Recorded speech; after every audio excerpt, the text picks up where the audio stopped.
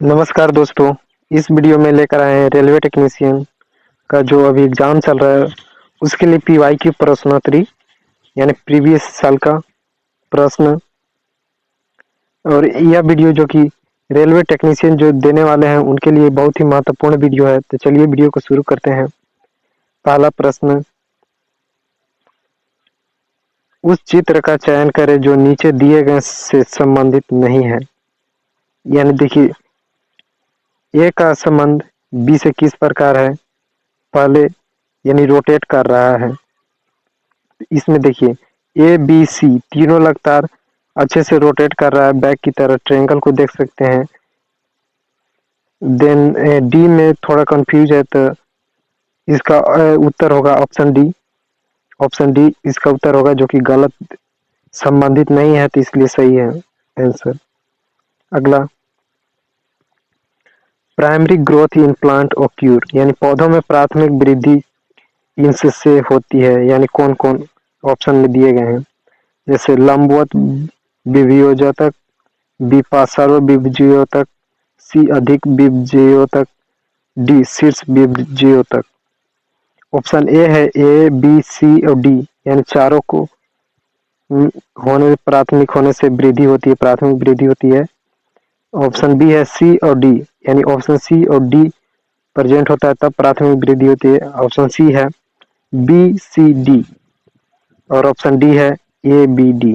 उत्तर होगा इसका option B. पौधों में वृद्धि मुख्यतः सक्रिय कोशिकाएं विभाजन वाले विशिष्ट क्षेत्रों तक ही सीमित होती है। इस क्षेत्र को मेरिस्टेम कहते हैं। पौधे में विभिन्न प्रकार के मेरिस्टेम मूल तथा तने के शीर्ष पर होते हैं।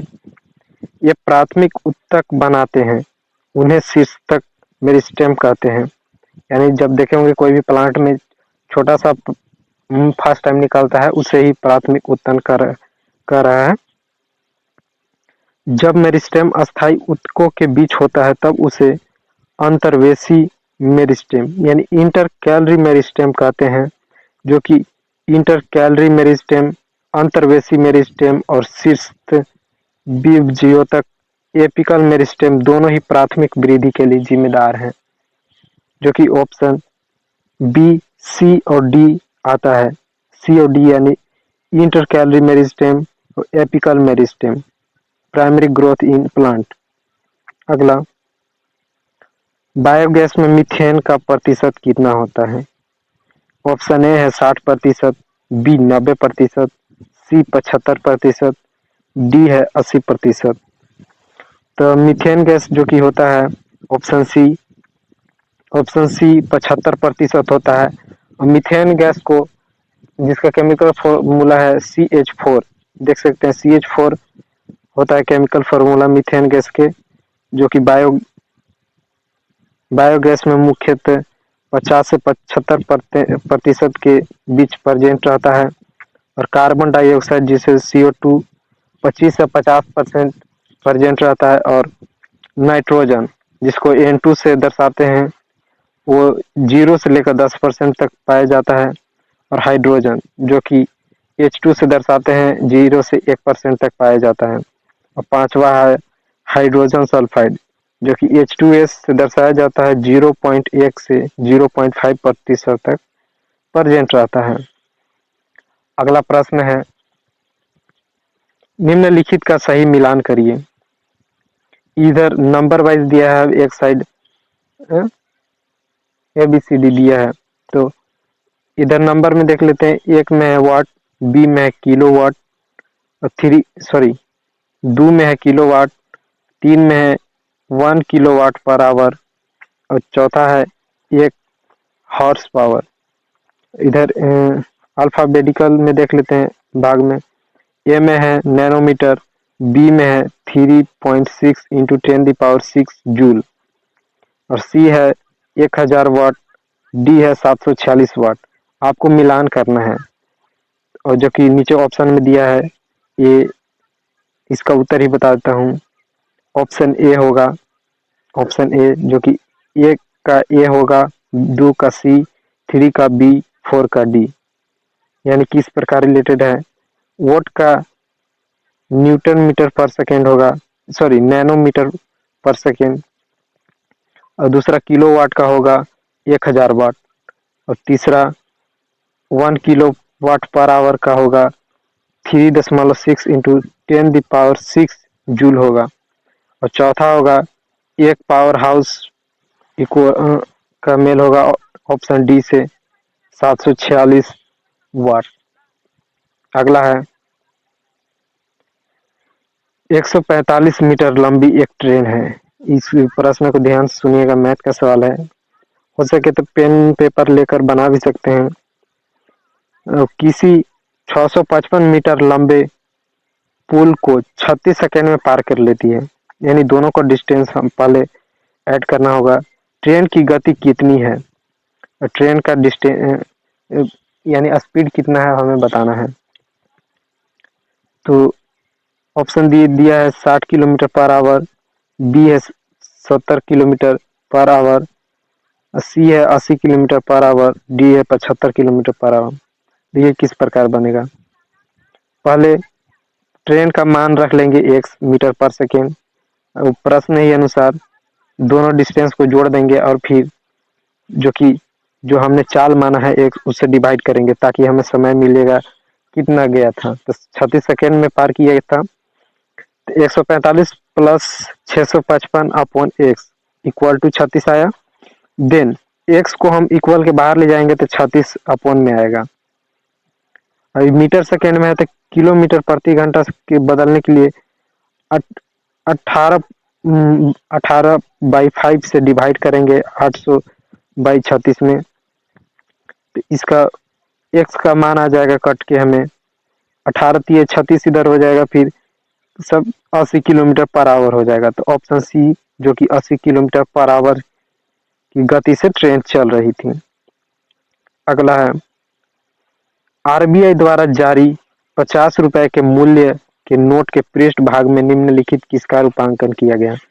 यह जो नए रुपए छापे गए थे उसका बात कर रहा है। तो ऑप्शन ए है मंगलयान, बी सांची स्तूप, सी रेड फोर्ट यानी लाल किला, डी हम्पी का पत्थर से बना रथ। तो इसका उत्तर हो जाएगा ऑप्शन डी।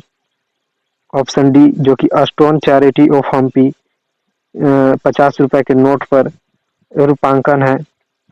और देख लेते हैं जो कि 10 रुपए के नोट पर कोणार्क का सूर्य मंदिर छपा है, वहीं पे 50 रुपए के नोट पर हम्पी का रथ छपा है, 100 रुपए के नोट पर रानी का वाव छपा है, 200 के नोट पर सांची का स्तूप छपा है, और 500 के नोट पर लाल किला छपा है, और 2000 के नोट पर मंगलयान छपा है। इससे प्रश्न बनेगा, ये सभी याद कर लीजिएगा, ये बहुत ही महत्वपूर्ण है। अगला,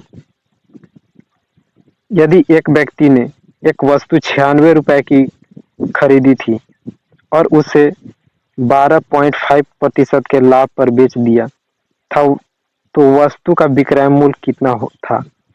हमें विक्रय मूल्य पता करना है इस प्रश्न का, जो कि विक्रय मूल्य हमें 96 रुपए दिया है और बेचा हुआ लाभ प्रतिशत में 12.5 दिया है। इसका उत्तर हो जाएगा ऑप्शन डी। किस प्रकार? ऑप्शन डी जो कि 108 है, किस प्रकार होगा? पहले विक्रय मूल्य निकालने के लिए क्रय मूल्य जो कि 96 है प्लस एक प्लस कर देंगे ऊपर में जितना प्रतिशत का हमने बेचा था यानी लाभ में बेचा था 12.5 अपॉन 100। तो हमें सब प्लस मल्टीप्लाई करने पर सभी 96 इंटू 112.5 अपॉन 100 मिलेगा, और 100 से भागा देंगे 112.5 में तो 1.125 मिलेगा। तो 96 से मल्टीप्लाई करेंगे तो 108 मिलेगा। तो वस्तु का विक्रय मूल्य हो जाएगा 108, जो कि ऑप्शन डी है। अगला,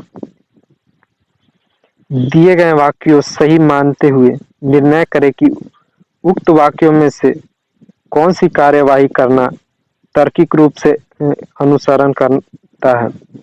वाक्य, तमिलनाडु विनिर्माण कंपनियों को बिजली की कमी की गंभीर समस्या का सामना करना पड़ रहा है।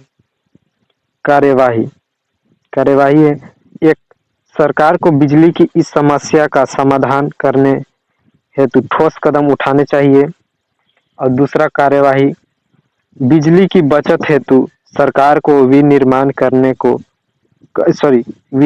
कंपनियों को बंद कर देना चाहिए।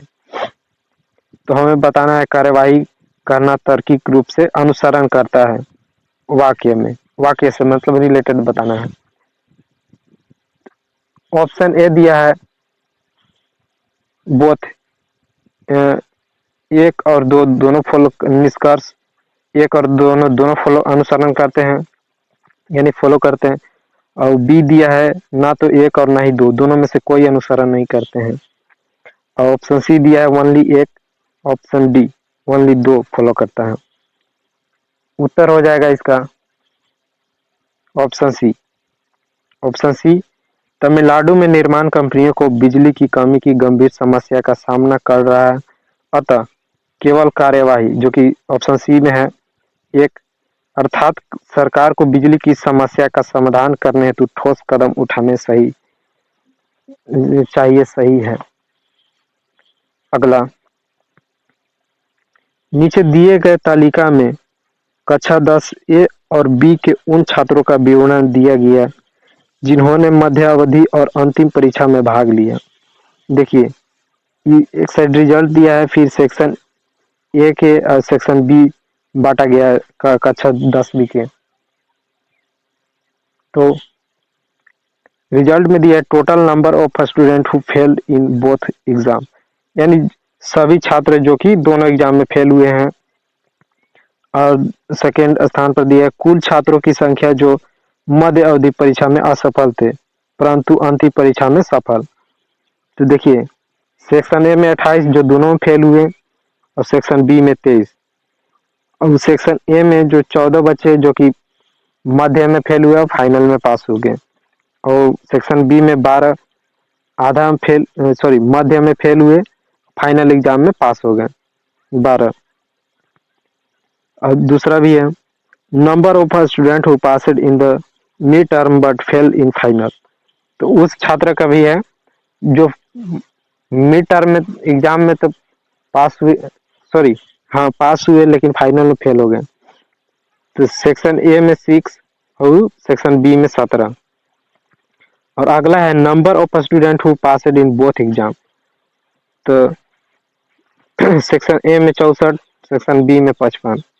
इससे अब प्रश्न बनेगा, प्रश्न यह है कि उपरोक्त आंकड़ों के आधार पर अंतिम परीक्षा में कक्षा 10 एक के कितने प्रतिशत छात्र सफल हुए।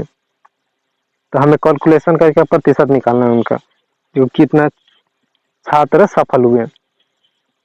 ऑप्शन ए दिया है 69.64, बी 69.70, सी 69.69, डी 69.54। इसका उत्तर हो जाएगा ऑप्शन ए। अंतिम परीक्षा में पास छात्रों की संख्या जो कि 64 + 14 जो कि 78 होता है, और कुल छात्रों की संख्या 14 + 28 + 6 + 64 यानी 112 टोटल स्टूडेंट है सेक्शन ए में। तो सेक्शन ए 10वां की अंतिम परीक्षा में सफल छात्रों का प्रतिशत होगा 78/112 और इंटू में 100 कर देंगे तो हमें मिलेगा 69.64 जो कि ऑप्शन ए है। इसका सही उत्तर होगा ऑप्शन ए 69.64। उसी प्रकार अगला प्रश्न, एक परिमेय संख्या यानी रेशनल नंबर का हर उसके अंश से अधिक है, अंश हर यानी न्यूमिनेटर डोमिनेटर पूछ रहे हैं। तो यदि अंश को 4 बढ़ा दिया जाता है और हर को 3 कम कर दिया जाता है तो 5/6 संख्या प्राप्त होती है, तो वास्तविक परिमेय संख्या कितनी होगी। देख लीजिए कैसा घुमा के दिया है। इसका उत्तर बताता हूँ, ऑप्शन डी होगा। किस प्रकार, माना परिमेय संख्या का अंश 1 है और अतः हर 10 + x होगा। और प्रश्न अनुसार ऊपर में हमें जो कि यहाँ प्रश्न बोला है कि 4 बढ़ा दिया जाएगा अंश में यानी न्यूमिनेटर में, तो और फिर नीचे घटा दिया जाएगा -3, x + 10 में -3 घटा देंगे जो कि डिनोमिनेटर जिसको हर भी बोलते हैं, तो हमें मिलेगा 5/6। तो उसी का इक्वेशन बनाएंगे इक्वल टू के दोनों मल्टीप्लाई करने पर, यानी 5 को नीचे वाला डिनोमिनेटर से करेंगे और न्यूमिनेटर 6 से मल्टीप्लाई करेंगे, तो हमें मिलेगा एक साइड पे 6x + 24 = 5x + 35। तो x का मान हमें निकल कर आएगा 11। अतः परिमेय संख्या के इस प्रकार बनेगा कि x / x + 10 = 11/21 बनेगा। 21 नीचे कैसे बनेगा कि 21 x के मान 11 था, तो 10 जोड़ने पर 21 बनेगा। तो ऑप्शन डी जो कि यहाँ दिया गया है 11/21 उत्तर आ जाएगा। अगला, पृथ्वी की सतह पर गुरुत्वाकर्षण यानी ग्रेविटेशन या ग्रेविटी के कारण त्वरण यानी एक्सेलरेशन का क्या मान होता है? ऑप्शन ए है 10.8 मीटर पर सेकेंड स्क्वायर, बी 9.8 सेंटीमीटर पर स्क्वायर सेकेंड स्क्वायर, और सी है 9.6 सेंटीमीटर पर सेकेंड स्क्वायर। ऑप्शन डी है 9.8 मीटर पर सेकेंड स्क्वायर। उत्तर हो जाएगा option D. Option D 9.8 metre पर सेकेंड स्क्वायर। किस प्रकार देख लेते हैं। देखिए, पृथ्वी की सतह का गुरुत्वाकर्षण जिसको जी से डिनोट करते हैं, उसका फॉर्मूला बनेगा Gm/r², जो कि आपको पता होगा। जी का वैल्यू ग्रेविटेशन का पता होगा कि 6.67 × 10⁻⁻, न्यूटन मीटर स्क्वायर क्या बोलते हैं पर kg स्क्वायर होता है। उसी प्रकार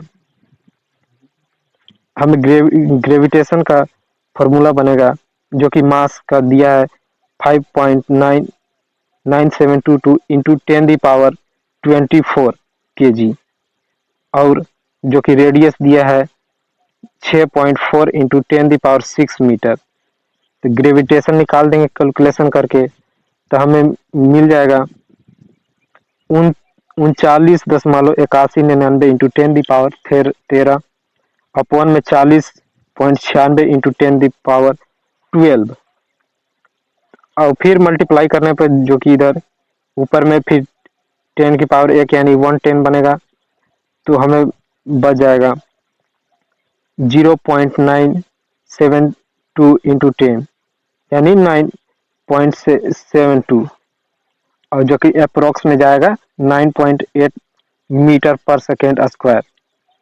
ऑप्शन डी।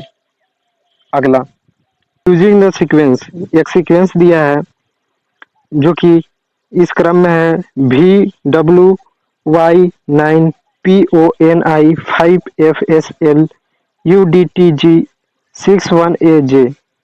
इस क्रम को उपयोग करते हुए श्रृंखला से लुप्त पद का हमें पता करना है, जो कि निम्नलिखित एगो श्रृंखला है। एक YP जो कि सीक्वेंस से दिया है, यहाँ पे देखिए 9 को हटाकर YP चूज किया है, फिर एक खाली स्थान, फिर 5S जो कि F को हटाकर दिया है, देन फिर L और D U को हटाकर किया है। तो हमें बीच वाला जो यहाँ पे हटा है हमें वो फाइंड करना है। ऑप्शन ए दिया है PN, BOI, CN5, DOT। तो YP के बाद वाला हमें खोजना है और FS के पहले वाला। तो YP के बाद जो कि NI होगा या ON होगा, ON तो है नहीं, OI हो सकता है, N का है कि बीच में जाएगा, तो OI होने का चांस है ऑप्शन बी। देखिए ऑप्शन बी इसका सही उत्तर होगा, जैसा बताया था वैसा ही है। YP जो कि फिर Y के बाद OI जो कि गैप हमें खोजना था, फाइंड करना था, तो OI आंसर इसका सही उत्तर होगा ऑप्शन बी। अगला है, निम्नलिखित में से कौन सी नदियां मुख्य रूप से दक्षिण अफ्रीका में बहती हैं? ये है नाइजर नदी, बी ऑरेंज नदी, सी कांगो नदी, डी नील नदी। इसका सही उत्तर होगा ऑप्शन बी। ऑप्शन बी, जो कि ऑरेंज नदी दक्षिण अफ्रीका में बहती है। देखिए कुछ नदियां इस प्रकार है कि नाइजर नदी पश्चिम अफ्रीका में बहता है और ऑरेंज नदी दक्षिण अफ्रीका में, और पूरा अफ्रीका के कांगो में कांगो नदी बहता है और अफ्रीका के उत्तर पूर्व में नील नदी बहती है। अगला प्रश्न, हमें इसमें इनकरेक्ट चूज करना है। Select the incorrect set of molecular formula IUPAC name common name from the following option. यानी IUPAC नेम और सामान्य नाम, सामान्य उसका नाम का विकल्प पहचान करना है। देखिए जैसे ब्यूटेनोल ब्यूटाइल एल्कोहल जो कि C4H9OH है। ऑप्शन बी C2H5OH जो कि इथानोल इथाइल एल्कोहल दिया है। ऑप्शन सी C3H7OH प्रोपेनोल जो कि प्रोपाइल एल्कोहल। और ऑप्शन डी है C2H3OH मिथेनॉल जो कि मिथाइल एल्कोहल।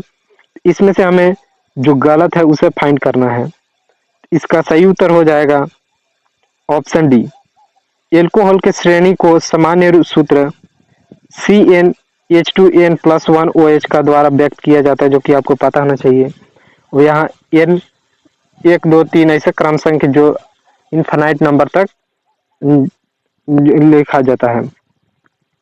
तो देख लीजिए CH3OH मिथेनॉल मिथाइल एल्कोहल होता है। तो इसका ऑप्शन डी जो कि C2H3OH मिथेनॉल मिथाइल एल्कोहल, तो वो गलत है। वहाँ पे C 2 नहीं होगा, केवल 1 होगा।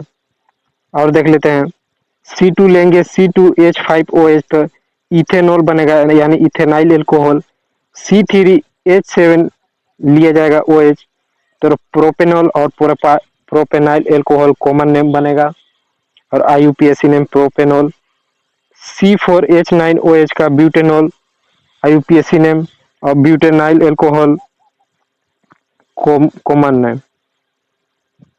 अगला, what will be the 20th term in the given sequence, यानी 20वां पद क्या होगा। 3 पद दिया है जो कि 50 -50 -47 -44। देखिए 3 का माइनस करके गया है, तो हमें फाइंड करना है कि 20वां पद कौन सा जाएगा। ऑप्शन ए दिया है -10, ऑप्शन बी 10, सी -7, ऑप्शन डी 7। उत्तर आ जाएगा ऑप्शन ए। Option A -10। किस प्रकार से देख लेते हैं। श्रेणी जो कि आप लोग अभी बताया, श्रेणी समांतर क्रम में nवां पद इस प्रकार से निकालेंगे Tn = A + n-1 × D। यह फॉर्मूला है जहां पर A प्रथम पद होगा यानी 50 होगा और D सार्वंतर यानी जो अंतर है डिफरेंस 3 का, और n जो कि 20वां नंबर फाइंड करना है वो होगा। तो Tn का T20 हो जाएगा = -A का हो जाएगा -15 प्लस n का 20 -1 × 3। तो 20 - 1 19 × 3 करेंगे तो 57 और फिर -50 करेंगे तो हमें मिल जाएगा +7। यानी जो 20वां पद होगा वह 7 यानी 7 नंबर होगा 20वां पद इस सीक्वेंस में। ऑप्शन डी सही उत्तर है। अगला है, संख्याओं के दिए गए संबंधित जोड़ों के आधार पर अनुपस्थित संख्या का चयन करें। यहाँ पे यानी क्रम दिया है जो कि 3 इस प्रकार से है रिलेटेड एक दूसरे से। दूसरा पहला से 158 का 384 बना, तो 140 का कितना बनेगा। ऑप्शन ए है 349, बी 346, सी 347, डी 348। इसका उत्तर होगा, देखिए 158 में से 5 और 8 में से 2 इंटू प्लस 68 करेंगे तो हमें 384 बना, और हमें 140 के 4 में 2 इंटू प्लस 68 8 में, सॉरी 4 में, तो हमें मिल जाएगा 348। तो रिक्त स्थान पर 348, ऑप्शन डी इसका सही उत्तर हो जाएगा। अगला है, दो स्थानों के बीच की दूरी 62 किलोमीटर प्रति घंटा की गति से 3 दूना 6 एक 7 यानी 7/2 घंटों में पूरी की जा सकती है। यदि गति को 8 किलोमीटर प्रति घंटा से बढ़ा दिया जाए तो कितना समय बच जाएगा? ऑप्शन दिया है 24 मिनट, बी 20 मिनट, सी 30 मिनट, डी 15 मिनट। देखिए किस प्रकार सॉल्यूशन है। पहले लेंगे दूरी, जिसका फॉर्मूला होता है चाल इंटू समय। तो चाल जो कि 62, यहाँ पे दिया 62 किलोमीटर प्रति घंटा, तो 62 इंटू समय दिया था 7/2, तो 2 से 62 में डिवाइड करेंगे तो 31 बचेगा, तो 31 इंटू 7 217 किलोमीटर। तो अब 8 किलोमीटर पर घंटा चाल हमें बढ़ाना है, तो फिर हम उसमें 62 में ऐड कर देंगे, तो 217/62 प्लस 8 अपॉन में इक्वल में आ जाएगा 217/70। फिर इसको डिवाइड करेंगे तो 31/10 आ जाएगा, और इसे लिख देंगे 31/10 को 1 इंटू 3 अपॉन में 10। इसका सही उत्तर हो जाएगा ऑप्शन ए, जो कि आगे बढ़कर बचा हुआ समय जो कि इस प्रकार लिखेंगे 1 इंटू 3 अपॉन में 2 माइनस 1 इंटू 3 अपॉन में 10। इसको माइनस करने पर हमें मिलेगा 7/2 माइनस 31/10।